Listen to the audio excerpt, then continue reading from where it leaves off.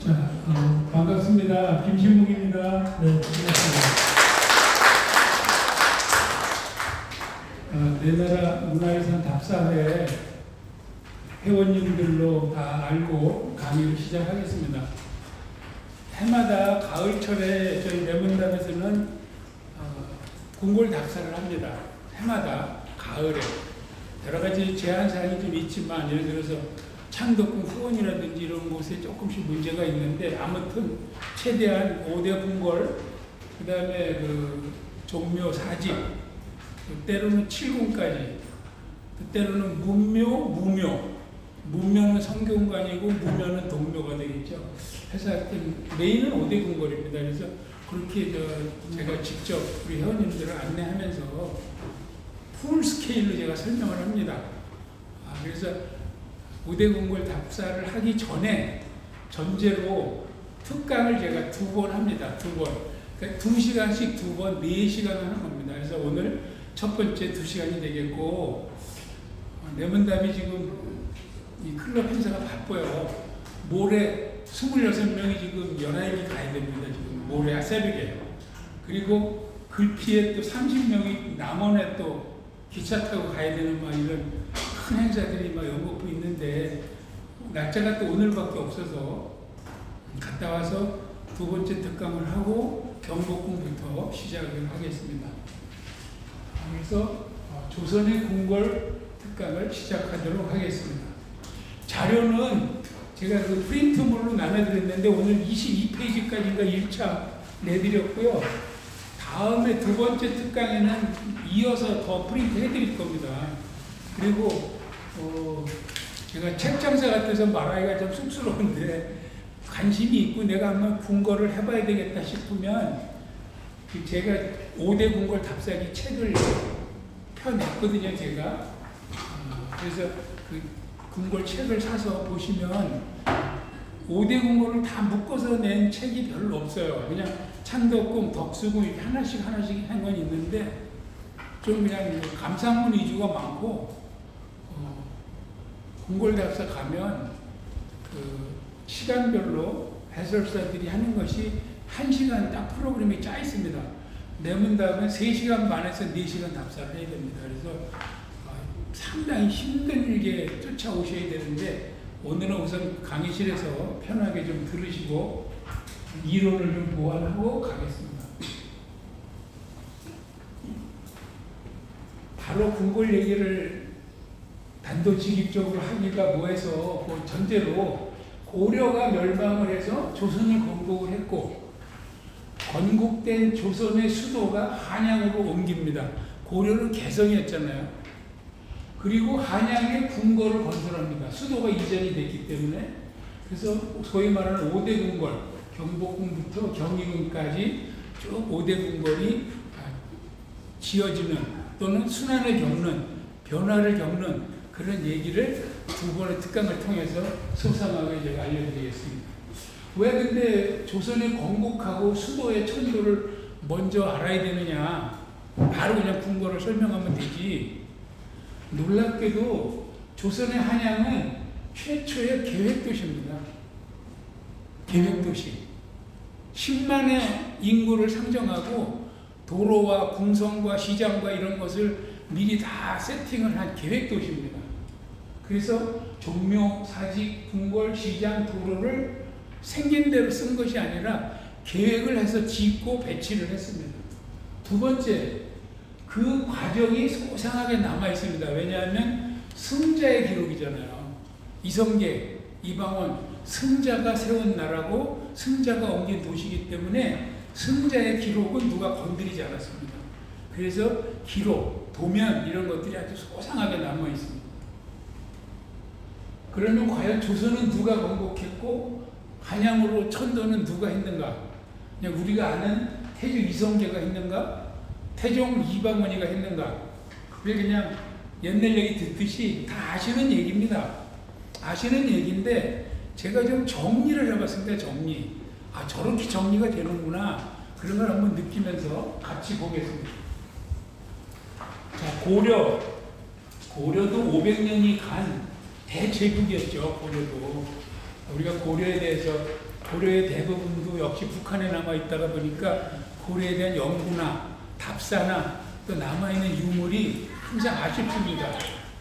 그런데 고려는 500년 정권 중에서 마지막에 무신 정권이 한 100여 년, 그러니까 한 300년은 잘했어요. 근데 마지막 200년이 무신 정권 100년, 그 다음에 몽골의 침입을 받아서 거의 100여 년간 몽골의 지배 속에서 이렇게 보낸 그 고려의 마지막이 좀 어려웠죠. 그러는 가운데 그 원간섭기라고도 하고 원나라의 속국이었다고도 하고 뭐 좋게 말하면 부마국이죠. 사위로 대접을 해줬으니까 뭐 아무튼 해석하기 나름인데 아무튼 자유롭지 못했습니다. 그러나 원나라가 그 많은 땅을 통치하면서도 고려는 나름대로 자율권을 줬죠. 그래서 고려만큼은 그래도 좀 체면치레를 해왔다고 볼 수 있는데, 공민왕이 등극하면서 공민왕은 반원 친명을 노선으로 잡았습니다.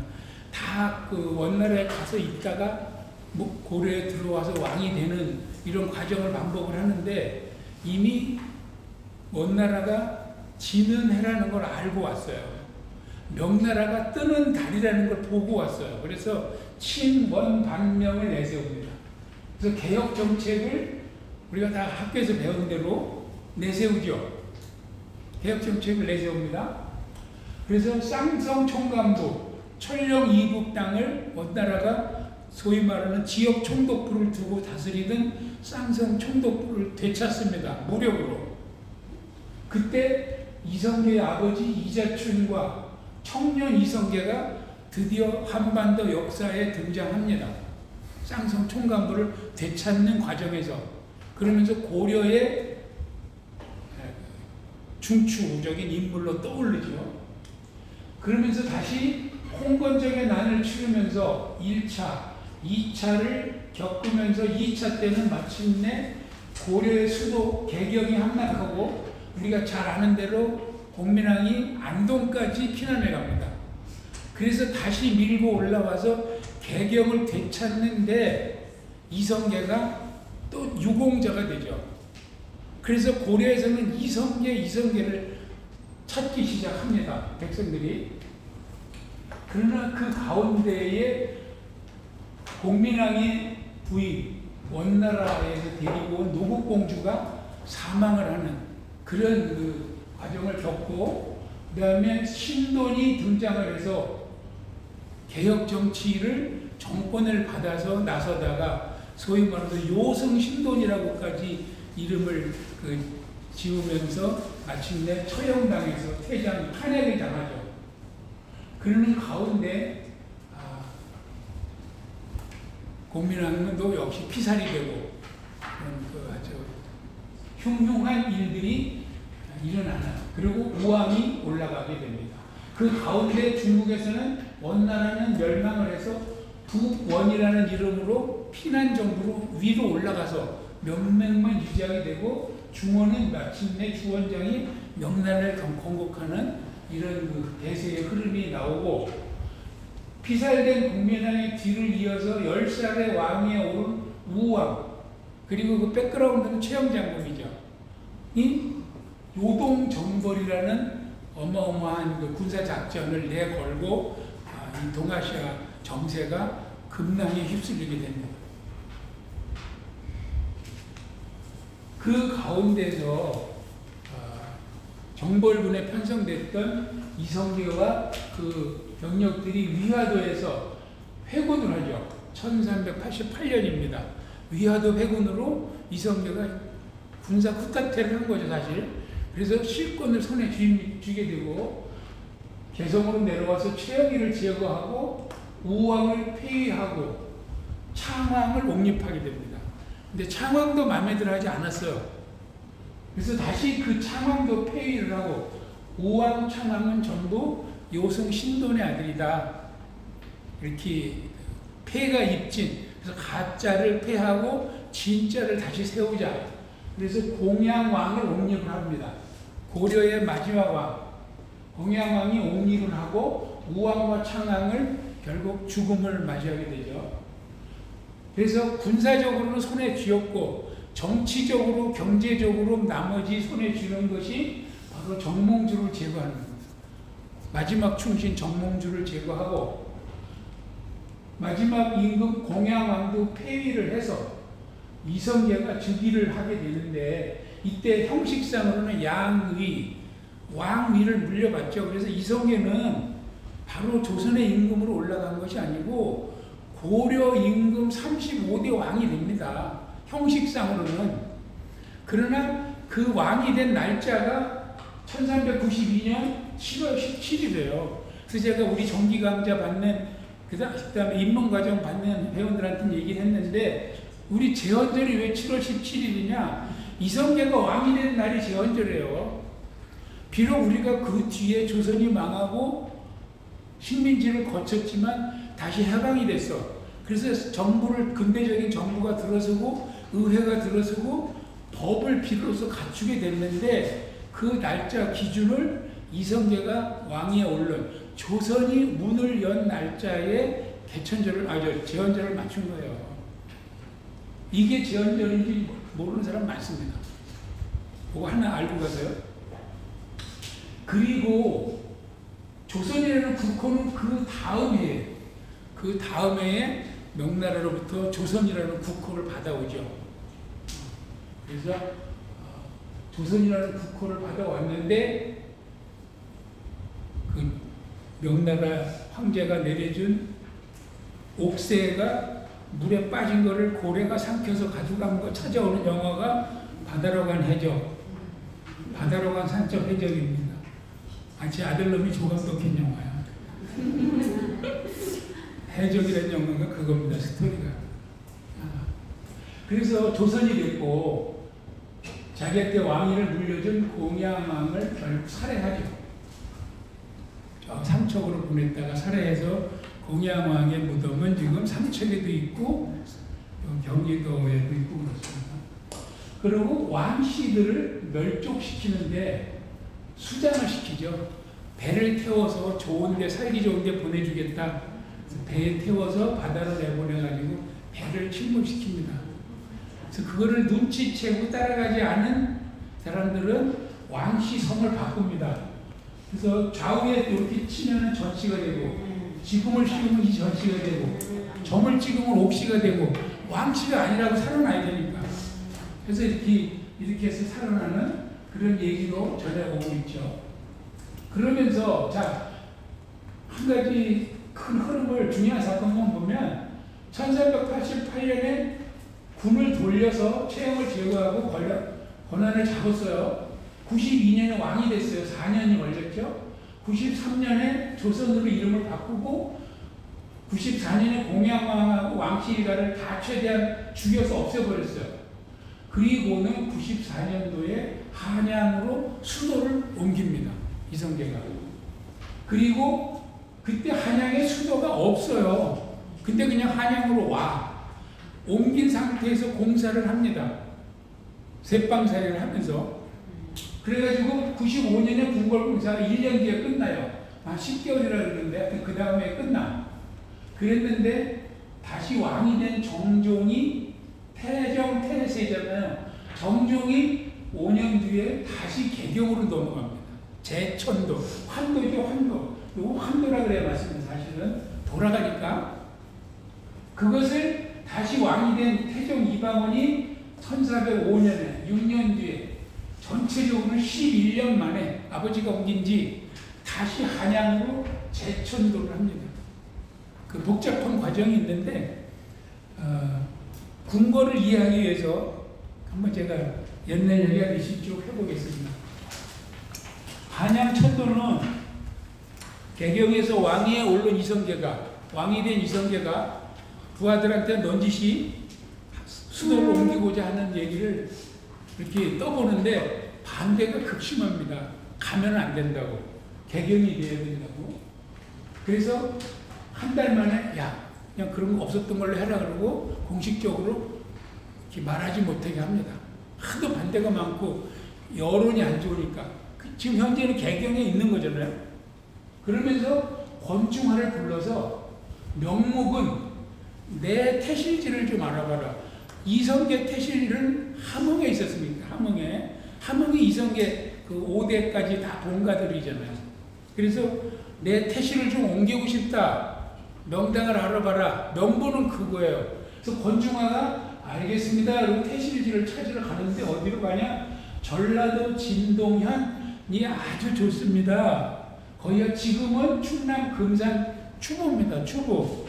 그 진주고속도로 타고 가다 보면 추보 나오죠. 거기입니다.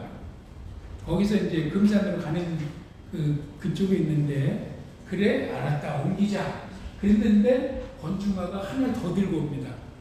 그 밀명을 내린 거예요. 밀명을. 신도안이 수도로 참 좋습니다. 그래? 그럼 신도안을 옮기자. 이게 계룡산이에요. 신도안은 새로운 수도를 구상하는 뜻입니다. 신도안 말 자체가. 그래서 이성계는 우리가 잘 아는 무학대사를 불러서 계룡대로 갑니다. 계룡산으로.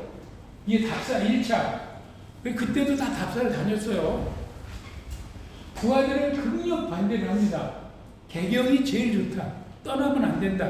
그러니까 이성계가 그때는 공개적으로 반박을 합니다. 너희들이 개경에서 잘 먹고 잘 살고 대를 이어 아주 뿌리 내리고 개경 떠나기 싫다 이거지? 이렇게 얘기를 합니다.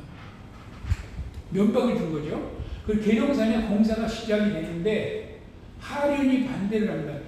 거기가 안 되는 이유. 이성계가 나중에 승복을 하죠. 네 말이 맞다. 너무 남쪽이다. 너무 치우쳤다. 뭐 물이 부족하다. 수도로 적합하지 않은 여러 가지 이유를 댑니다. 그래서 공사가 중지가 됩니다. 지금도 가면 초석이라든지 그 궁궐 털을 닦았던 곳이 있고, 현재 그 육해공부 상군본부가 있는 자리 그쪽쯤 됩니다. 결국 그것도 뭐예요? 육해공부 상군본부도 나중에 노무현 때인가 수도를 옮기려고 그러다가 위헌이라고 판정이 나면서 수도를 못 옮기고 애꿎은 각본본부가 내려간 거예요. 계룡대라고 그래서. 지금 그래서 육해공군본부가 다 거기가 있는 게 사실은 이변이 없었으면 수도 이전을 했었을 거예요. 이성계 때 또는 노무현 때. 그럼 지금은 상권본부가 가 있습니다. 그러면서 하륜이가 거기를 반대하고 자기는 어디를 추천하냐? 제가 볼 때는 모악산, 모산, 안산이죠. 안산. 지금 안산이 아주 좋습니다. 안산이라는 어디냐면은 그 연세대학교 뒷산입니다. 그래서 연세대학교 자리쯤에 잡는다고 보시면 됩니다. 거기에 잡으면 바로 신촌 쪽으로 한강이 앞에 들어오죠. 근데 거기는 좀 좁아요, 사실은. 약간. 그래서 여기는 또 채택이 안 됐습니다.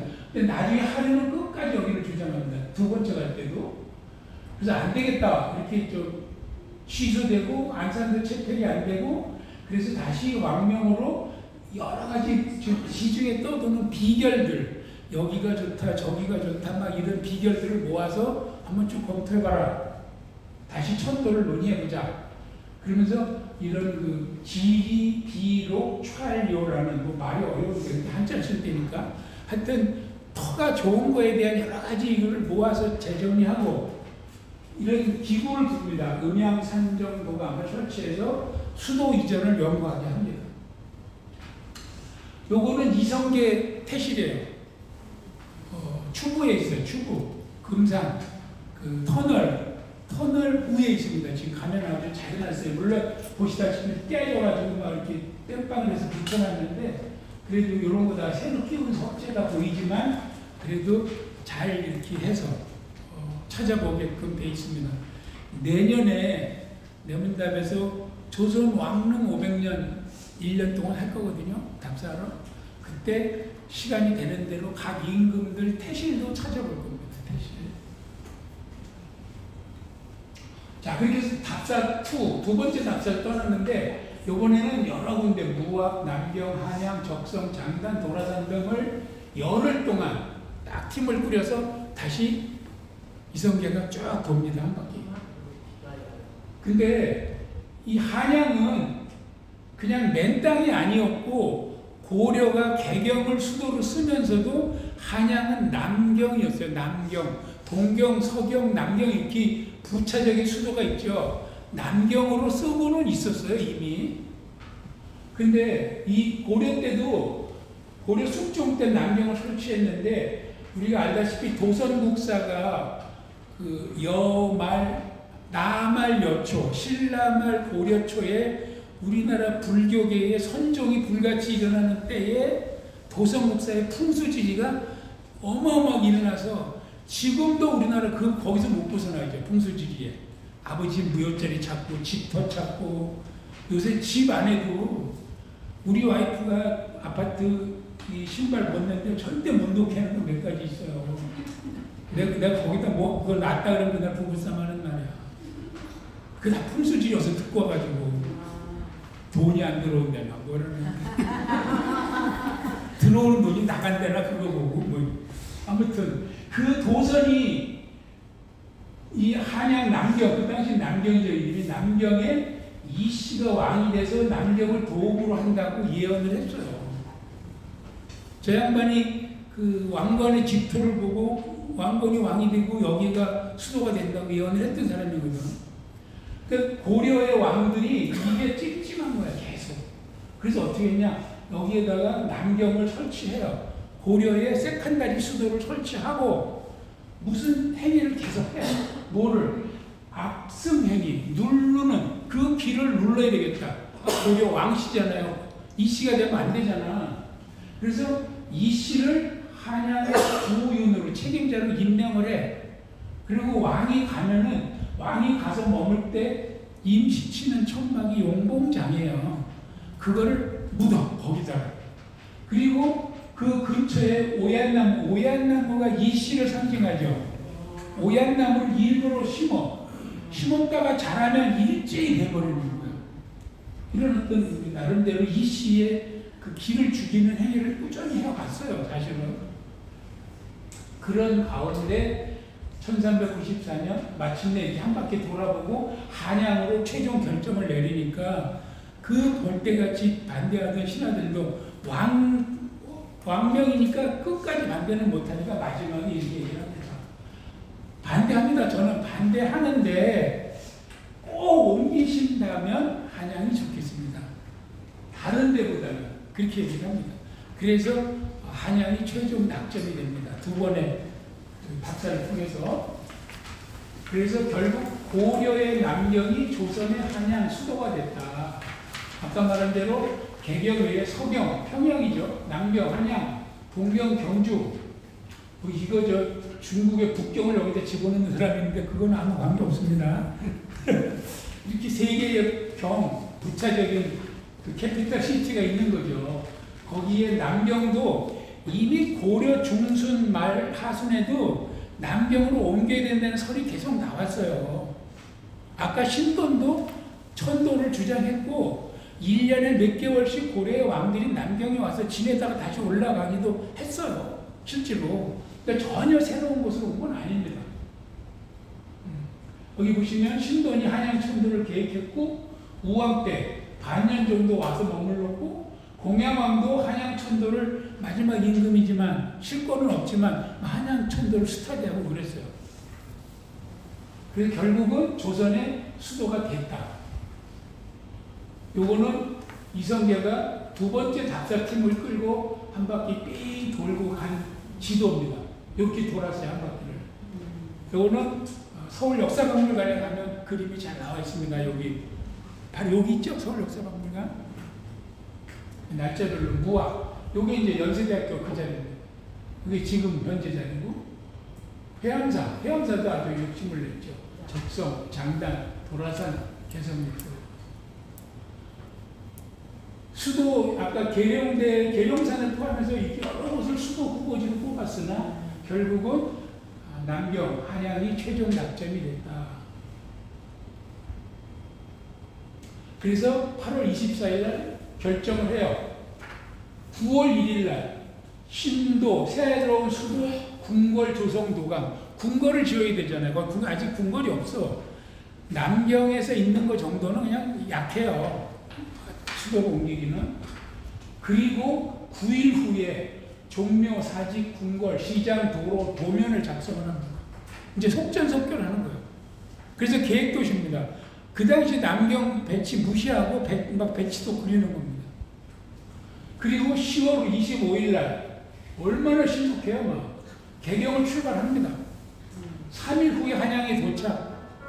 들어갈 데 없어. 한양의 옛 객사, 그냥 남경인 시절에 좀 쓰던 그 관공서지 일종의 거기에 임시로 막 들어가면서 공사 시작합니다. 그래서 약 10개월 뒤에 다음해 9월에 공사가 완공이 돼서 준공식을 합니다. 이성계가 급한 대로 내전, 외전, 걸레갑사 그렇게 하고. 그래서 우리가 요거 지금 경복궁 얘기하는 건데, 경복궁 처음 지은 거, 그때 지은 경복궁은 우리가 지금 보고 있는 경복궁의 3분의 1 내지 5분의 1 딱 필요한 건물밖에 없는 거예요. 그래서 고종 때 대원군이 준 거, 새로 지은 경복궁은 5배 내지 6배 크기로 이게 업데이트가 된 겁니다. 그리고 드디어 10월 5일 날 종묘, 종묘가 제일 중요하죠. 종묘에서 태조 이성계가 친히 제를 올립니다. 공사 끝났습니다. 제를 올리고 종로로 해서 운종가, 이게 종로를 운종가라 그랬지 옛날에. 점포 쭉 있는 그쪽이죠. 그래가지고 경복궁 정문 앞에 와서 드디어 왕이 교서를 반포합니다. 죄인을 용서해주고 세금도 면제해주고 이로써 새 도읍이 완성된다라고 공식적인 선언을 합니다. 그리고 사흘 뒤에 새 궁궐에서 잔치를 벌이면서 정도전이가 설계자거든요. 정도전이가 그 전각의 이름을 쭉 발표를 합니다. 왜 그 이름을 지었는지. 그러면서 이 궁궐은 경복궁이라고 지었습니다. 라고 발표해서 이 궁궐의 이름이 경복궁이 됩니다. 시경에 보면 크나큰 복, 경복. 근데 어디에 가도 경복궁이라는 현판은 없어요. 그죠? 뭐 광화문, 근정전 뭐 이런 거는 있지만 경복궁 이렇게 쓴 현판은 없습니다. 이거 현판은 없다. 이름만 있다. 이름표는 없다. 쉽게 얘기해서. 근데 개성이 있을 때는 이름도 없었다. 그런 차이가 있습니다. 그러면 개성에서 한양으로 따라온 사람들은 누구냐? 친정부가 따라온 거지. 친정부가 반정부 안 따라오죠. 친정부가 따라온 거지. 그래서 조선 왕조에 적극적으로 협력한 사람들, 이미 새로운 왕주의 지배층으로 딱 기득권으로 벌써 이미 포섭된 사람들, 아는 사람들은 다 두문동 들어가 있고 그러잖아요. 그래서 이방원이 나가서 불질러서 타두어서 두문불출 아닙니까? 다 여기 사람들은 스스로 자의반 타의반으로 그냥 기꺼이 따라간 거예요. 새로운 정부에. 그래서 그들이 따라온 평민들, 군인들까지 다 따라와서 상인들, 여러 가지 장인들, 공인들 다 따라왔죠. 그래서 한양으로 같이 온 사람들은 다 땅을 나눠준 거예요. 살 땅을 줘야 되잖아요. 그 대신 우리가 오기 전에 살던 놈들은 쫓겨낸 거예요. 다. 어디로? 도성 밖, 성저, 신리로. 제가 그래서 맨날 퀴즈 냅니다. 한양은 어디까지가 한양이냐? 한양 성곽 있죠? 성곽 밖에 신리까지가 한양입니다. 성저, 신리. 성 밖, 신리 들어오면은 성 밖에 살아도 한양 사람이에요. 그 성저, 신리가 왜 필요하냐? 거기 사람들이 한양 사람을 먹여 살려. 채소도 심고, 닭도 키우고, 돼지도 키우고, 물품 공납해야 돼. 그래서 한양 판유는 성저 신리까지가 통치권이에요. 그래서 여기서 나옵니다. 성저 신리, 한양 성박 신리까지가. 그래서 그때부터 도성에 사는 사람하고 지방에 사는 사람은 같은 사람이 아니야. 우리 옛날에 제가 50년대생인데 우리 회원님들이 60년대생, 지금 70년대생도 요새 들어오는데 50년대생 이전에는 시민증이 있었고 경기도는 도민증이 있었어요. 지금은 주민등록증이지만 이 시민증하고 도민증이 다른 거야. 어디 같이 놀아. 도성에 사는 사람 틀린 거예요. 이미 이제 지위가 같지 않다. 세금도 다르고 그래서 이렇게 해서 전부 다 다르게 세금도 매겨요. 자, 그러면 조선이 한양에 무엇부터 어떻게 지었느냐? 궁궐 경복궁하고 종묘를 먼저 지었습니다. 종묘. 조상님들을 모시고 와야 되니까. 그래서 종묘와 궁궐을 12월 4일 짓는데 시작할 때 이성계가 종묘 터를 다지는 공사인데 나가서 이렇게 지켜봤다고 실록에 나와 있어요. 나 신경 쓰지 말고 해라. 신경 쓰이지, 왕이 서 있는데. 그리고 1월 달에 아까 얘기한 대로 직지의 땅 나눠주고 6월 달에 그 수도 명칭을 한성부로. 그래서 조선의 첫 수도 공식 명칭은 한성부입니다. 한성부. 뭐 좋게 한양 하지만 그 다음에 행정구역을 5부 52방으로 합니다. 5부. 동부, 서부, 남부, 북부, 중부. 5부. 그 다음에 52방. 그래서 뭐 한양 중수방에서 태어나고 뭐 이런 얘기 많이 나오죠. 누구 얘기할 때 52방이 행정구역이에요. 한양을 52개의 방으로 나눴습니다. 그 52개의 방은 5부 어딘가에 들어가죠. 동부, 서부, 남부, 북부, 중부 어딘가에 들어갑니다. 그리고 그 다음에 9월에 종묘하고 경복궁이 완공이 됐는데 궁궐 지은 기준이 뭐다? 이거 대박이죠. 거미, 돌로, 화이, 불치. 이거 부치라고 하면 안 됩니다. 제가 어디 가서 부치라고 했다가 아주 사과하고 왔는데 부치라고 하면 안 된답니다. 둘 다 불치입니다. 그냥 거미, 불로, 화이, 불치.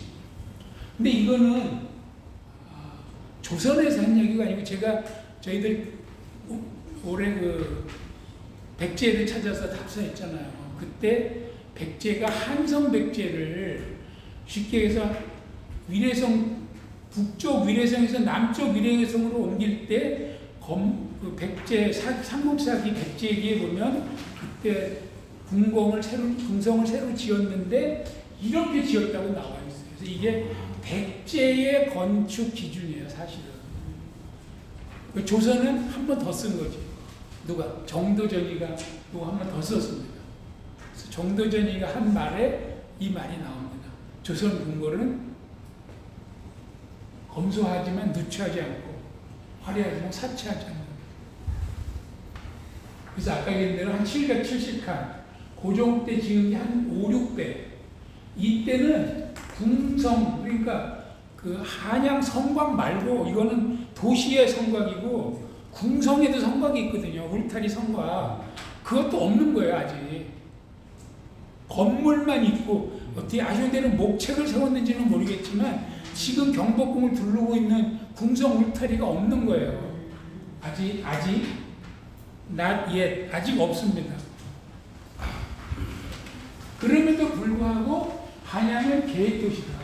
10만 명을 고려하고 그 다음에 개성은 왕건이의 홈타운이에요. 왕건이 고향이에요. 아버지 집. 이성계는 한양하고 아무 관계가 없어요. 연고를 찾아온 게 아니에요. 그냥 좋은 땅 찾아와서 계획한 거예요. 그게 대단한 거예요. 그러면서 유교 경전에 나온 조우사, 전조, 후시 이런 거 중국의 그 책에 나와 있거든요. 그 다음에 소위 말하는 풍수지리도 엄밀히 따졌어요. 어마어마하게 따졌죠, 풍수지리. 그래서 백악산 아래 좌측에 종묘, 우측에 사직을 놓고 육조, 관청을 배치하고 시장과 종로를 쫙 깔았다. 이렇게 되어 있습니다. 그리고는 궁성에 담도 없지만 한양 울타리가 성곽이 있어야 되겠다. 그래서 96년대 성곽을 초축 처음 쌌습니다. 처음. 20만 명을 동원해서 98. 이것도 속전속결이에요. 그래서 초기의 궁성은 조금 엉성합니다. 그냥 자연석 올려 쌓은 수준이에요. 그러면서 이것도 궁성 쌓을 때도 유교의 기본, 사람이 사는 5가지 도리, 인의 예지 신을 다 적용했죠. 좀 이따 설명하겠습니다. 그리고 나서 태조가 그렇게 쌓고 세종 때 숙종 때 대대적으로 리빌딩합니다. 중수합니다.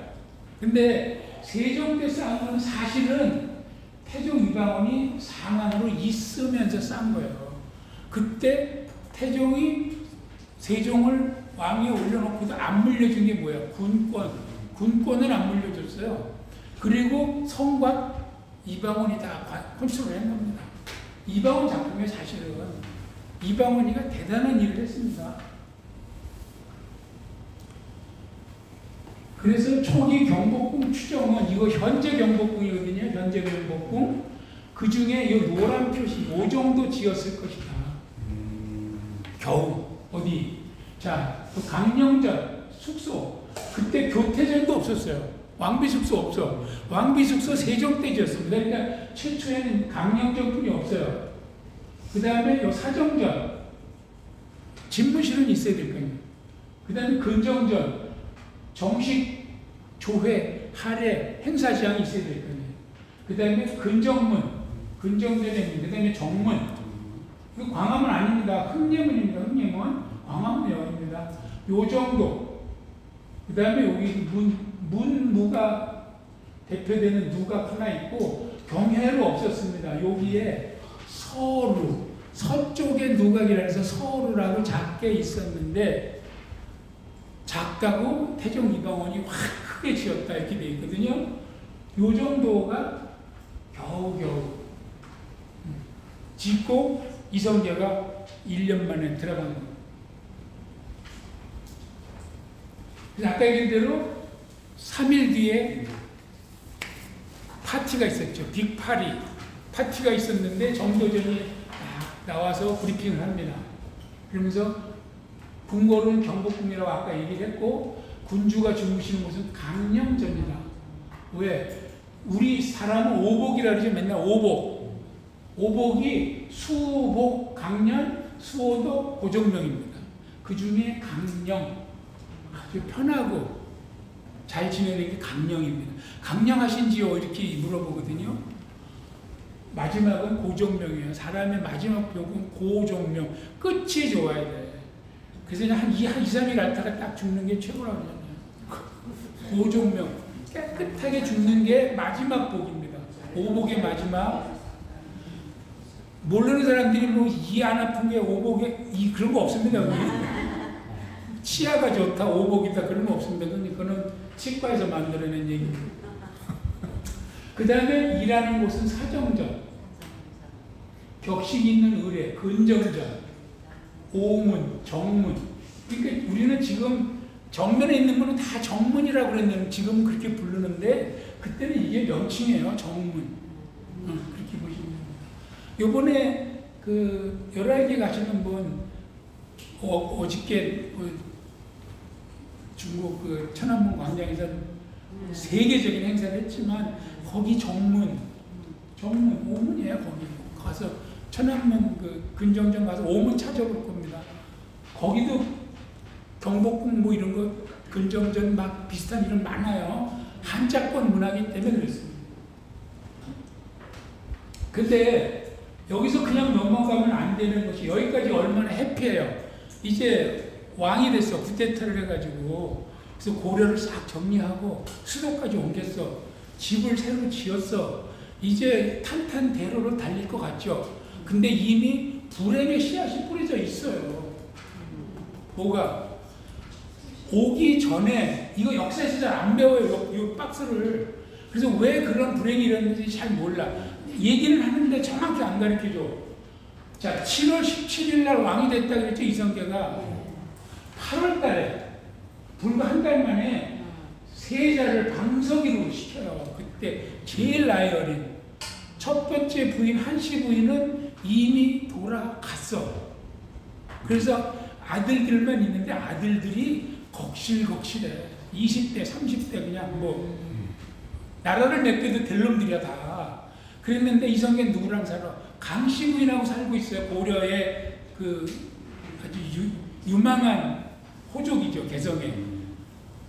첫 부인은 그냥 조강지초고. 그 개성에서 아주 권력가의 집안 딸 강씨 부인이 아들 둘을 낳았어요. 둘째 아들을 세자로. 여기서 불행이 싹트기 시작하고 있는 거예요. 근데 전부 다 대신들이나 계급공신들이나 반대를 했어요. 그렇게 하면 아니 됩니다. 첫 번째, 연장자수를 하거나 나의 큰아들, 아니면 공로수, 요건 이제 이방원을 염두에 두고, 이미 이방원이가 뛰어났거든요. 그 정몽주 주빙 때부터 이방원이가 뭐 사실 다 정권을 행사하고 있는 건데, 공로수니까 하면 이걸로 해야지, 이제 마음이 가는 데는 하면 안 됩니다. 근데 강씨 부인이 그렇게 살아있잖아요. 못한 거야. 그래서 강씨 부인의 큰아들은 또 안 된다는 거야. 성격이 안 좋아서. 근데 이거는 성격이 안 좋다, 뭐 품행이 안 좋다, 이건 하는 얘기고, 이 친구가 장인이 왕씨예요.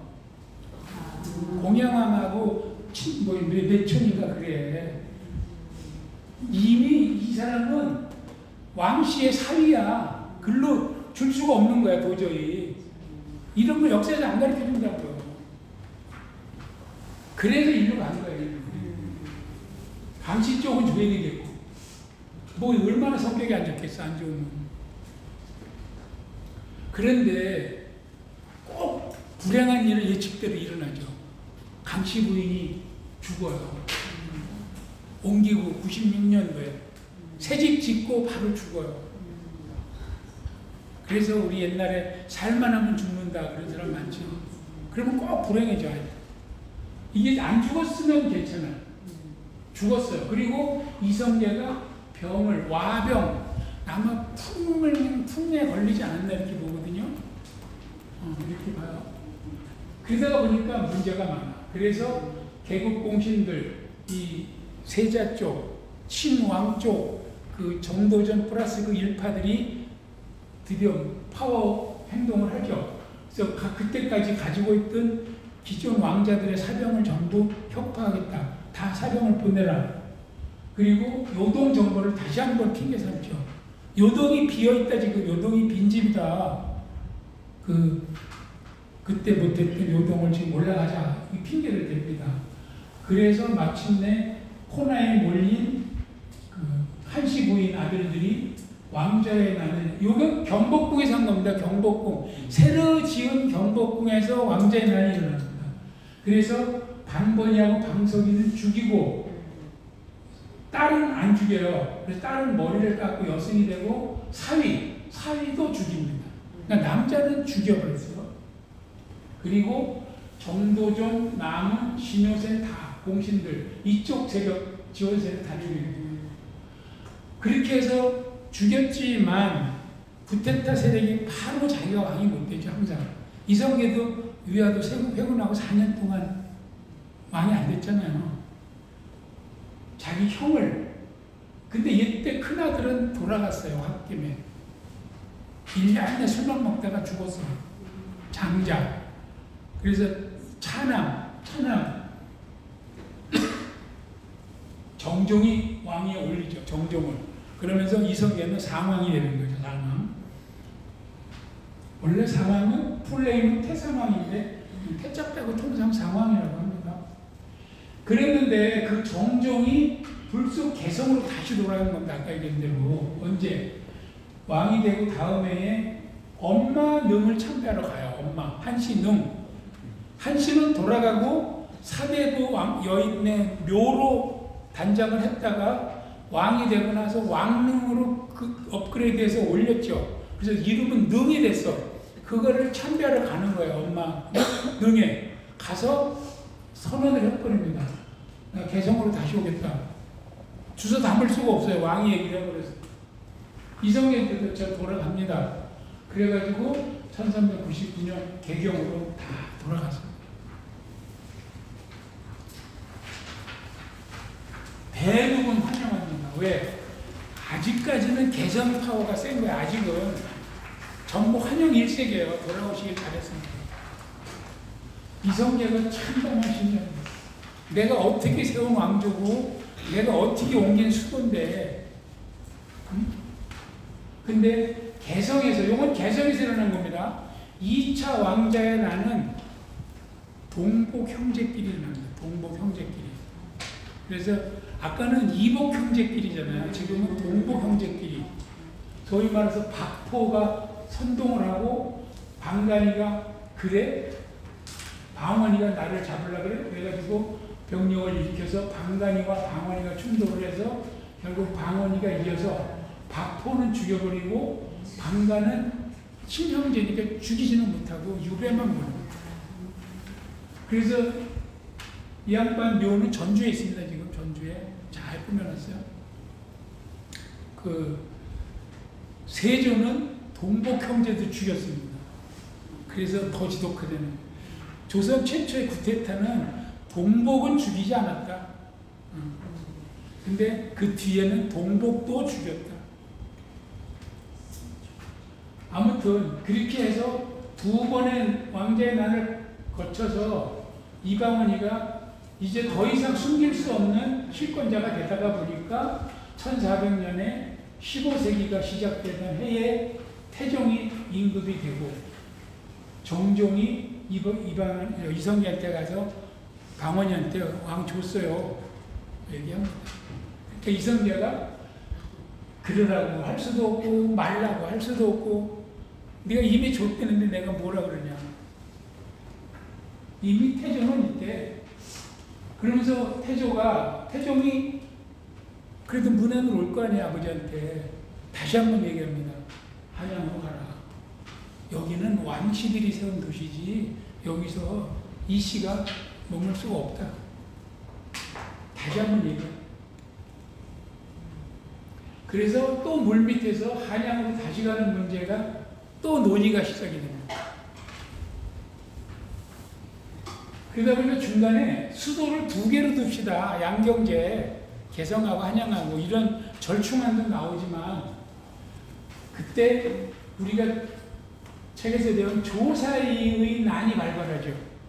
강씨 부인의 먼 친척이라고 하고 강씨 부인하고 방석이하고 그것을 복수를 한다는 그런 명분이 포장된 반란, 조사이의 난. 그러나 사실은 이성계가 거병을 했다고 아버지와 아들의 난이라고 역사가들이 얘기를 하거든요.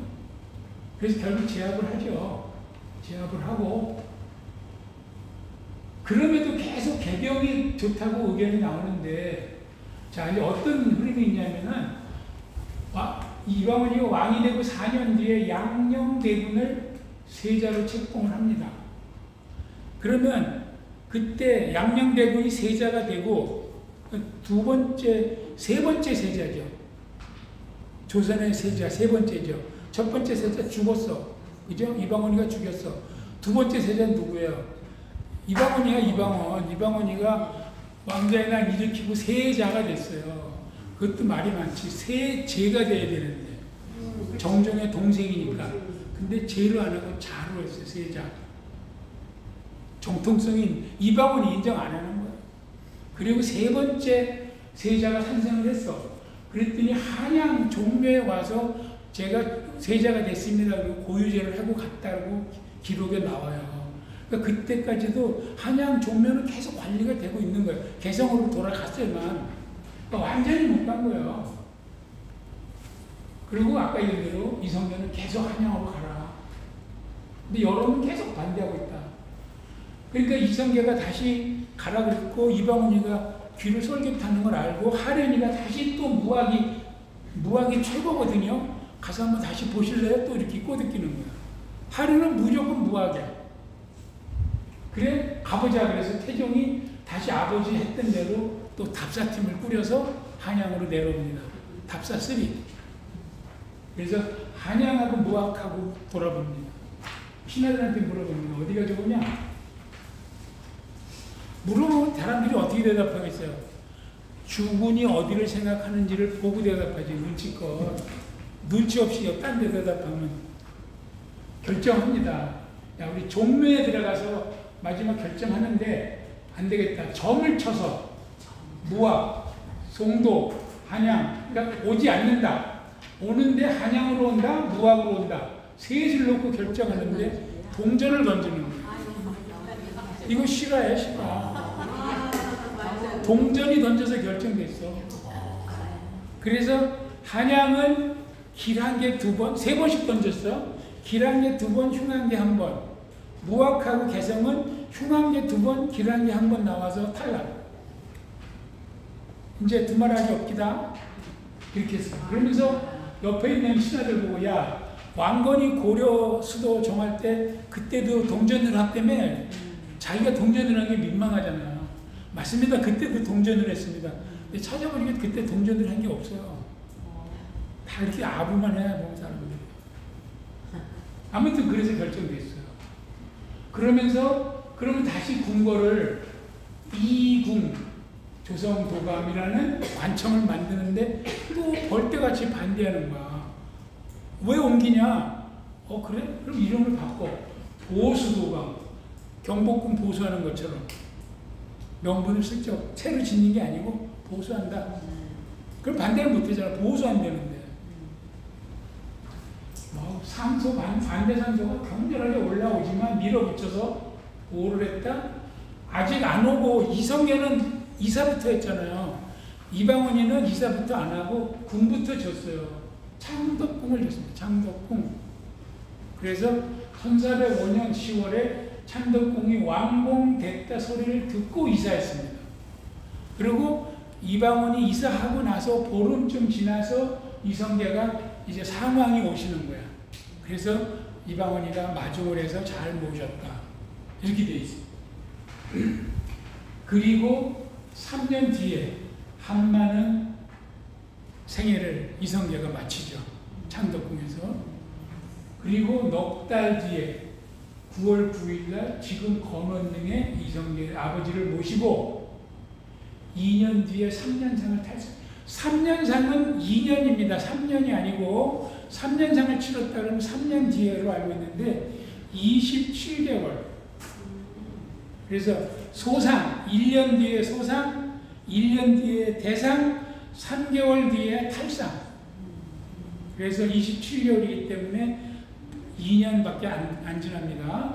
그래서 2년 뒤에 3년상을 탈상하고부터는 이제 조선은 이방원의 시대. 내가 이제 내 생각대로 하리라. 첫 번째 한 일이 뭐예요? 덕숭 옆에 있는 그 강씨 부인 능, 조선 1호 왕릉 파내죠. 내보내. 지금 정릉으로 내보내. 그게 제일 먼저 한 일이야. 일을 박박 가는 거예요. 자, 조금 얘기가 그냥 쭉 시대순으로 했는데 한번 정리를 요약을 해보겠습니다. 자, 1388년에 위화도 회군을 해서 92년 7월 17일 날 왕위에 올랐다. 94년에 한양으로 이사부터 했죠, 이성계는. 그리고 1년 뒤에 경복궁하고 종묘하고 준공을 했어. 그랬는데 3년 뒤에 왕자의 난이 벌어졌고 정종이 왕이 되더니 다음에 개성으로 다시 가버렸어요. 그래서 1400년에 2차 왕자의 난이 일어나고 이방원이 태종에 즉위를 하고 4년 뒤에 한양으로 다시 가자 결정을 하고 1년 동안 공사를 해서 1405년에 한양으로 창덕궁으로 들어왔습니다. 그리고 3년 뒤에 이성계가 돌아가고 2년 뒤에 이성계 3년상 탈상을 하고 태종의 나라가 됐다. 드디어. 왜 태종의 나라가 중요하냐? 조금 이따 얘기할 궁성이 다 이방원이가 세운 거거든요. 그래서 얘기해요. 그러면 자, 창덕궁으로 들어갔는데 경복궁은 뭐냐 그런 거야 도대체. 이방원이한테 경복궁은 뭐냐? 게르입니다. 게르, 닭갈비, 춘천 닭갈비. 먹자니 먹을 거 없고 버리자니 아팠고. 응? 그게 닭갈비죠. 게르기죠. 삼국지에서. 신하들이 계속 물어봅니다. 아버지가 지은 경복궁이 있지 않습니까? 야, 내가 경복궁을 안 쓴다는 거 아니야. 그러면서 창고를 처음 했습니다. 창고가 뭡니까? 말이 됩니까? 창고가 부족했어요, 그 당시에. 창고를 쓰고, 그러면은 우선 그 경회로부터 크게 져라. 아까 서울이라고 조그맣게 있었다고 그랬죠? 이성계가 왔을 때는. 거기서 그 국가적인 행사, 거기 내가 경연을 세웠다 크게 져라. 그래서 경연을 크게 짓습니다. 그래서 제천도 후에 창덕궁도 물론 이제 막 보수를 하죠. 처음에는 옮기기 급급했으니까 옮긴 다음에 막 이것저것 추가적인 누각을 짓고 침전을 짓고 금청교를 짓고 행랑공사, 경회를 앞에 있는 경회를 건설하죠. 도남은 건설하고 최초 그때 당시 경회를 형파하는 양녕대원이 있었던 겁니다. 그 다음에 창덕궁에 종이 있었어요. 도남문에 종이 있었어요. 그 다음에 하마비도 설치했어. 어디에? 하마비가 종묘와 창덕궁 벌문 앞에 하마비가 있었어요. 최초의 하마비. 그리고 성곽은 아직 완성이 안 됐지만 도성내 설비가 다 완료됐고 우리가 잘 찾아보지 않지만 선농단, 선장단, 농사짓고 누에 치고 중요하죠. 왕과 왕비가 침잠을 했죠. 침농을 했죠. 그런 시설이 다 그때 만들어지고 보완을 했습니다. 그리고 아까 얘기한 대로 임금은 세종이지만 상왕인 태종이 성곽 개축을 다 한 거예요. 그러면서 아버지 이석 이성계하고 정도전이가 터를 닫고 시작한 한양의 구축이 사실은 태종이 완료했다. 완성은 태종이 했다. 중간에 작은 형이 생각 없이 개성이 한번 왔다 갔다 했고 그 뒤로 그 형은 계속 골프만 치러 다녔어요.